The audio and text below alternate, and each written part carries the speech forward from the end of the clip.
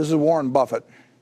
When you watch money move quietly, you often learn more than from any speech on television. On the 16th of September, 2025, Reuters ran a short line. Most people skipped Canada and China had just met at the vice minister level to discuss trade stability options. That same afternoon, the Canadian dollar slipped less than 0.3% against the US dollar, but the move in the bond market was louder. Yields on 10-year Canadian government bonds widened about 18 basis points against treasuries in 3 trading sessions. The headline looked harmless.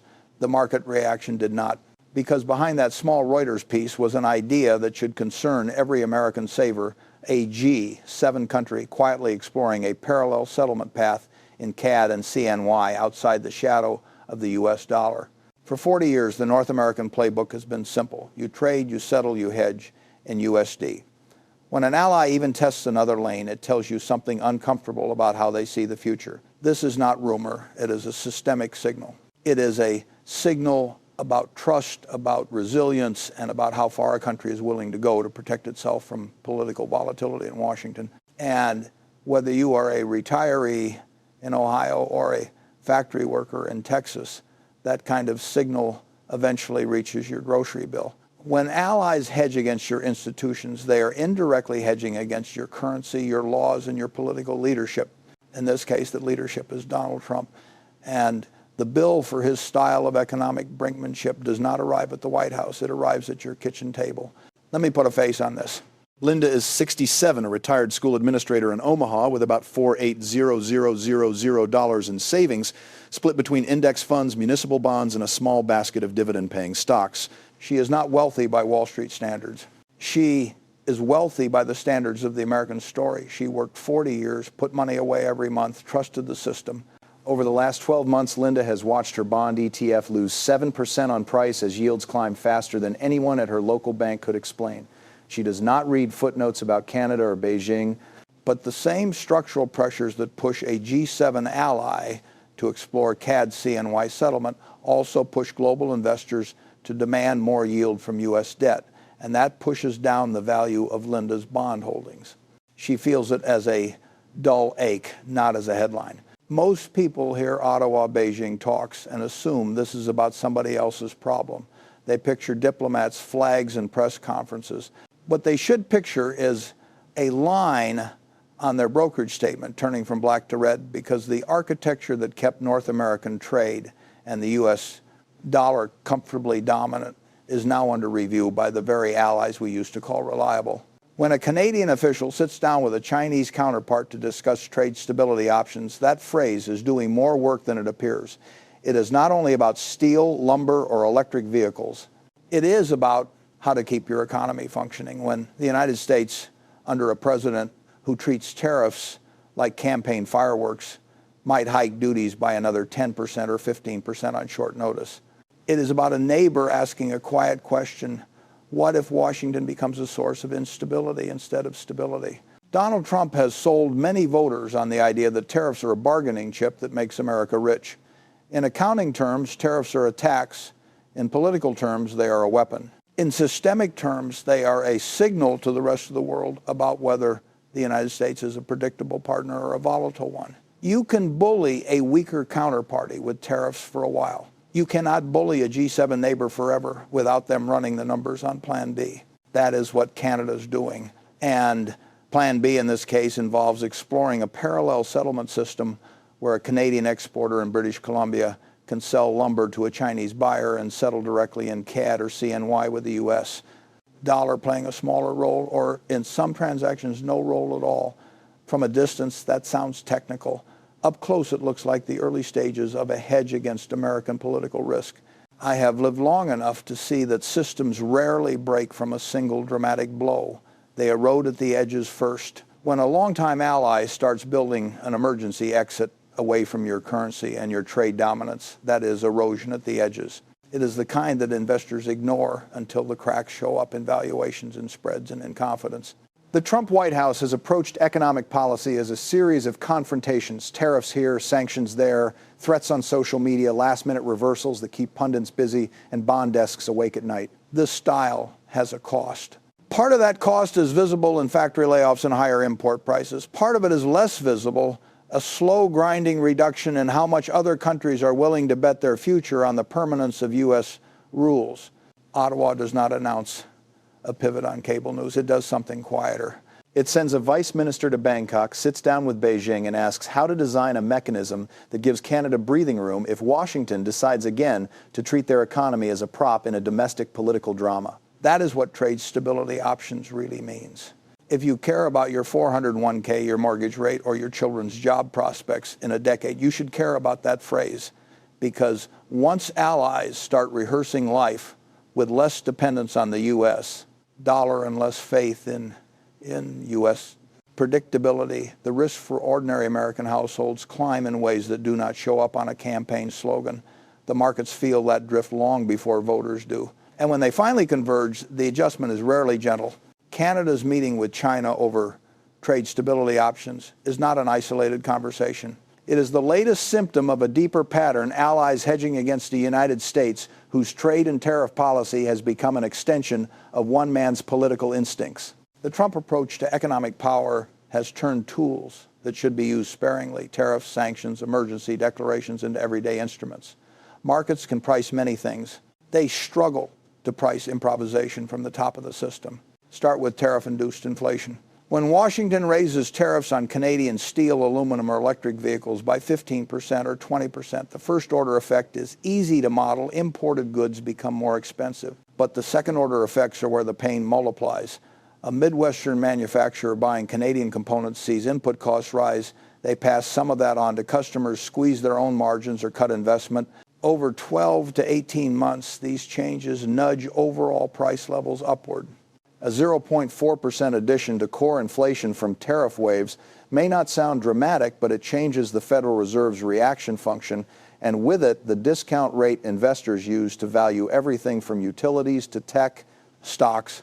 That is how an apparently targeted tariff becomes part of a broad inflationary undercurrent that hits households long after the applause lines from a rally have faded. Tariffs also tighten the vice on real incomes. If wages are rising at 3%, while living costs boosted by both tariffs and supply chain frictions climb at 4% or 4.5%, families experience real income erosion. They might not say it in those terms, but they feel it in smaller grocery baskets and postponed repairs. A homeowner in Arizona who thought they had $400 of monthly cushion suddenly has $150. That change feeds back into the economy. Consumer spending slows, delinquencies edge higher, and businesses reconsider hiring plans. The political sales pitch is that tariffs make foreign producers pay.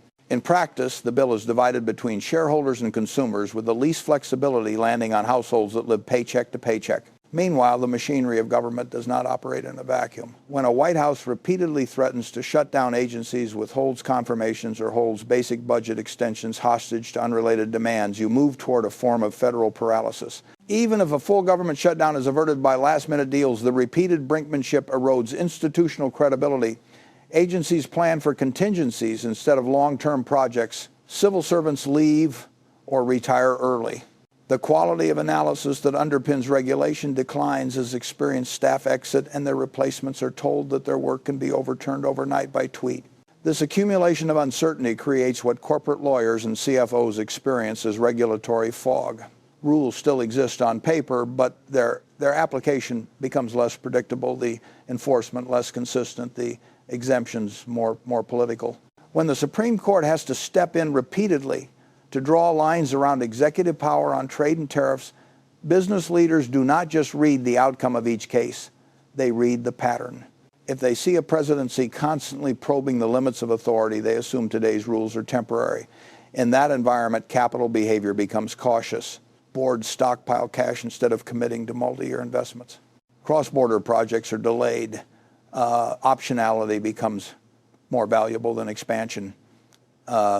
Capital does not like being mocked publicly or targeted casually.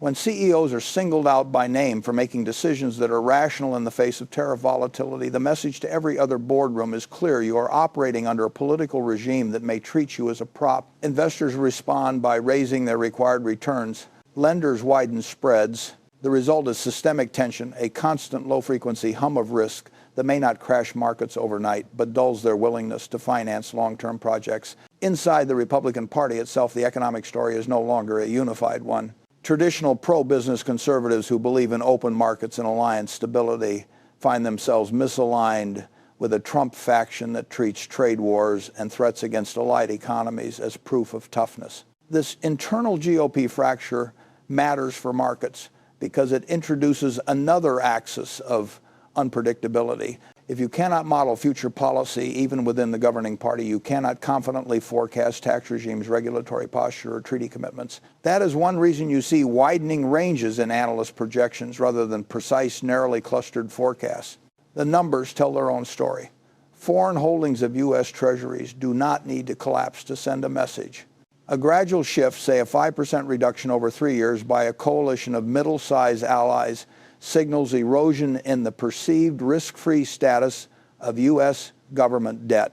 At the same time, if Canada experiments with CAD CNY settlement corridors worth 3 to 5 billion CAD as a pilot, it is a small fraction of global trade flows, but a large symbolic move. Markets are exquisitely sensitive to symbolism when it touches the foundations of the system. Every pilot, every test of non-USD settlement by an ally introduces a small confidence fracture in the assumption that the dollar will always be the unquestioned centerpiece of global commerce. These economic pressures cascade into the real economy. Small and medium-sized enterprises are particularly exposed. A Canadian parts supplier that once shipped 90% of its output to Michigan may now explore contracts in Guangdong or Shandong priced in CAD or CNY simply because it cannot risk another round of tariffs from Washington. Its American counterpart in Michigan loses a dependable supplier and must scramble for alternatives at higher prices. Jobs do not disappear in a single headline. They bleed away as contracts are quietly rerouted. For the workers on those lines, the machinist in Ohio, the logistics clerk in Indiana, the adjustment looks like shorter shifts, then temp contracts, then a permanent reduction in headcount. That is how supply chain rerouting becomes a series of personal crises. Markets try to incorporate all this through prices and volatility. You might see spikes in the VIX when a particularly aggressive tariff announcement or court ruling hits. But what matters more is the baseline if volatility stays a few points higher on average because global investors assign a small but persistent risk premium to U.S. political behavior. The cost of capital rises quietly across the board. That is not a story about day traders. It is a story about whether a city decides to issue new bonds for infrastructure or delay a project for 5 years.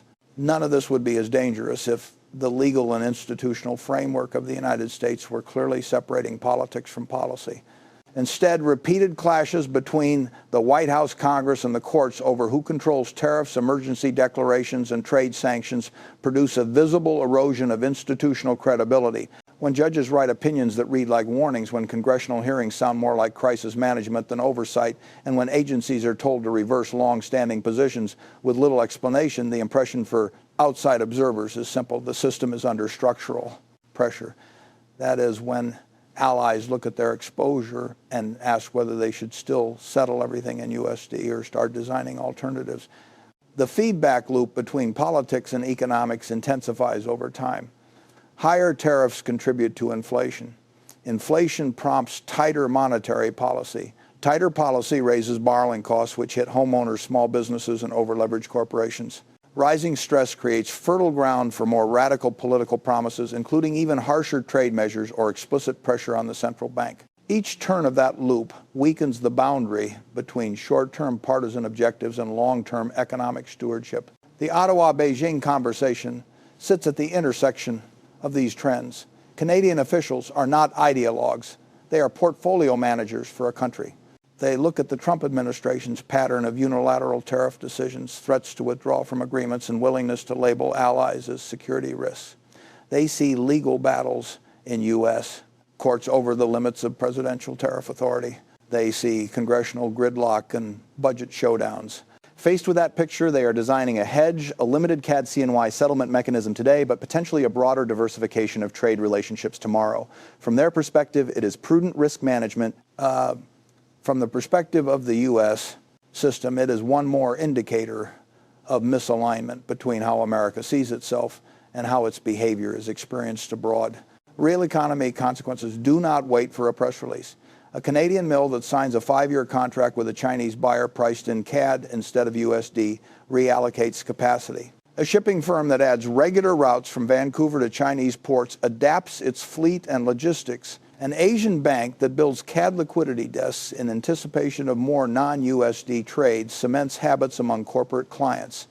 Each of these choices, taken alone, is modest. Taken together over 10 years, they alter the plumbing of global commerce. In this environment, investors should not be distracted by daily noise. The numbers to watch are the slow ones: the share of global reserves in dollars, the growth of alternative settlement systems, the incremental increase in yields demanded on U.S. debt compared with peers, the frequency with which U.S. policy is challenged in international tribunals or domestic courts. These are the indicators of whether the system is moving from temporary turbulence to deeper structural change. For households, the translation is simple. Persistent uncertainty at the top of the system rarely produces sudden jackpots for ordinary people. It tends to produce a world where credit's a little more expensive, wages are a little less secure, pensions are a little less certain, and allies are a little less willing to underwrite your mistakes. That is the quiet cost of using economic weapons as political theater. When you have lived in markets for 7 decades, you learn that most inflection points look small up close. They rarely arrive with trumpets. They arrive as a sentence in a wire report, a footnote in a trade agreement, a basis point shift in a bond spread. Only later do people look back and say, that was the moment something deeper began to change. Canada, considering a CAD-CNY parallel settlement mechanism with China, will not collapse the dollar. It will not reorder the world in a year or two. But it belongs to a family of decisions that over 10 or 20 years can reshape the architecture of trust that supports a currency, a set of institutions, and an economic model. That is what investors and citizens need to understand. The strength of the U.S. dollar has never rested on slogans. It has rested on a combination of economic scale, military power, legal predictability, and institutional depth. When any one of those pillars wobbles, the system can compensate for a while. When several weaken at once, the adjustment is slower, but the damage is more permanent. Trump's approach to trade and tariffs accelerates that weakening by treating allies as adversaries in negotiations, by blurting out policy intentions in ways that surprise his own staff, by using the language of emergency for choices that are fundamentally political. He chips away at the perception that the U.S. is a stable steward of the global economic order. You do not see that on a single screen of market data. You see it in the paths. Countries choose when they sit down with people they once viewed primarily as rivals and say, we should talk about how to protect ourselves if Washington becomes unreliable. Over 10 years, structural erosion looks like this: more trade settled in regional currencies, more contracts written with dispute resolution outside the United States, more reserves allocated to a basket that dilutes the dollar's dominance. None of these steps is catastrophic individually, but they are cumulative. Each one slightly reduces the leverage the U.S. gains from issuing the world's primary reserve currency.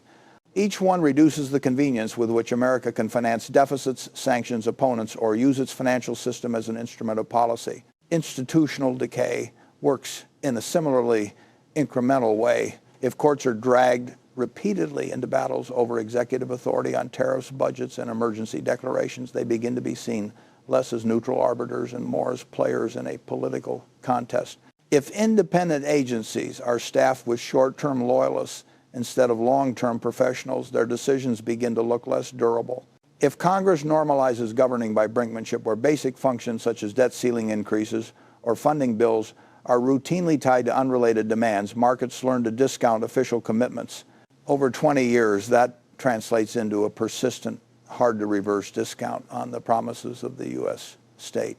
For households, the consequences are quiet but profound. If the dollar's privilege erodes, the U.S. will eventually have to offer higher interest rates to attract the same volume of foreign capital it once drew easily. Higher structural rates mean mortgages that are rarely cheap, corporate borrowing that is more constrained, and a government with less room to respond aggressively in the next crisis. When you hear about a future in which America must compete harder for capital it used to take for granted, you are hearing about a future in which your children and grandchildren inherit a narrower margin for error.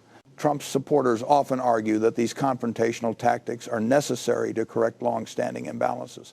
They are right that the system had flaws. Trade agreements can be unfair. Allies can free ride. China has exploited gaps in rules that were designed for a different era. But the remedy for those problems should have been patient, coordinated diplomacy backed by credible institutions. What we are seeing instead is a personalization of economic power that undermines the very predictability investors and allies depend on. Markets can live with tough policy. They struggle with erratic policy. A clearly communicated, legally grounded change in tariffs that is negotiated with allies and anchored in legislation creates discomfort but also clarity. A series of abrupt leader-driven moves, coupled with threats to tear up agreements and disregard courts, produces something more dangerous, chronic uncertainty about the rules of the game. Over time, markets smell that uncertainty. They adjust not with panic, but with a steady repricing of risk across assets tied to the U.S. system.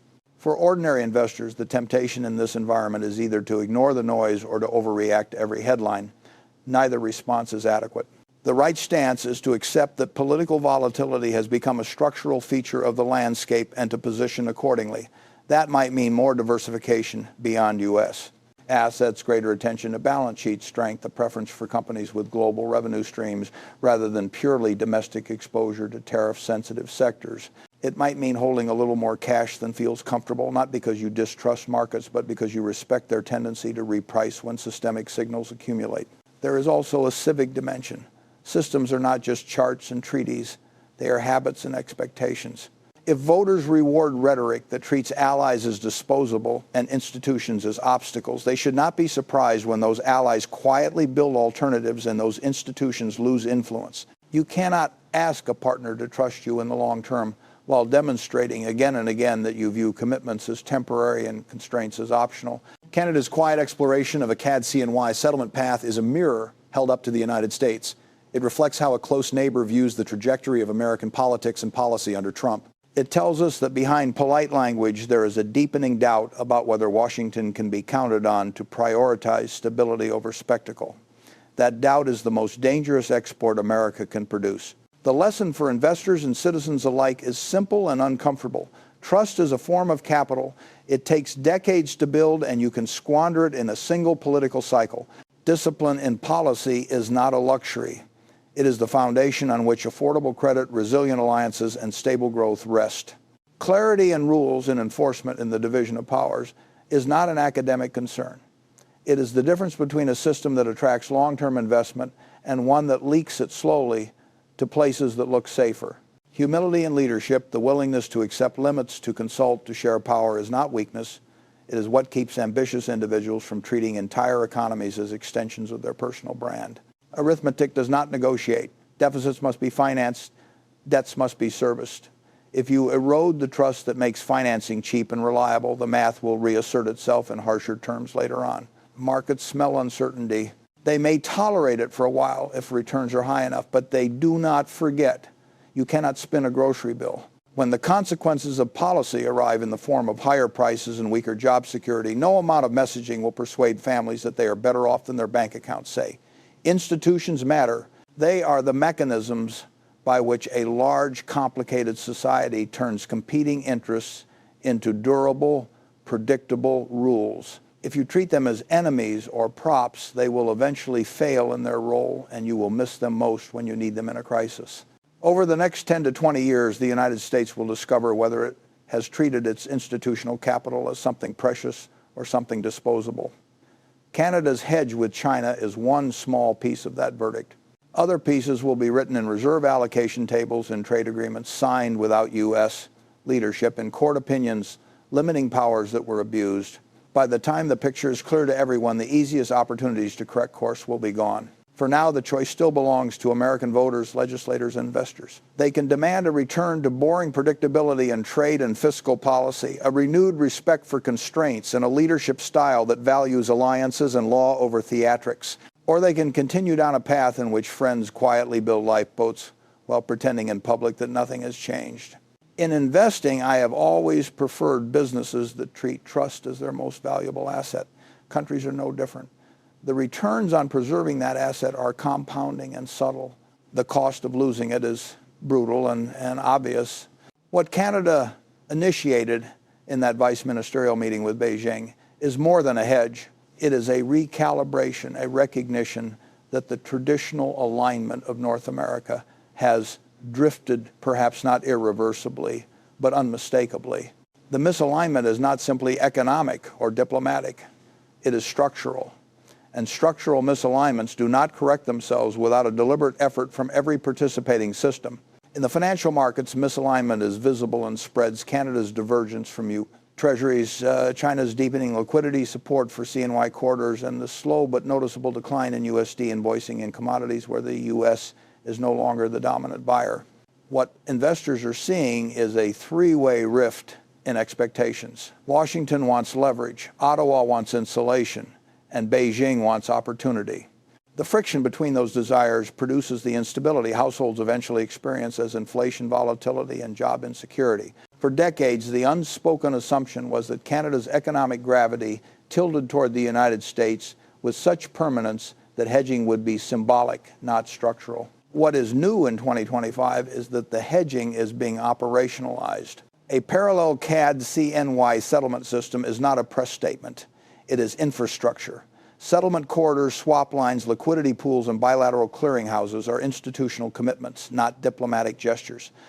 They are the plumbing of a different kind of future. Once those systems exist, even at a pilot scale, they create incentives. Firms begin asking whether they should diversify their settlement exposure. Exporters consider whether writing contracts in CAD or CNY reduces risk. Banks experiment with risk pricing. Insurers look at geopolitical maps differently. Investors follow the liquidity. The shift becomes less about politics and more about simple corporate arithmetic. And arithmetic, as I like to say, does not negotiate.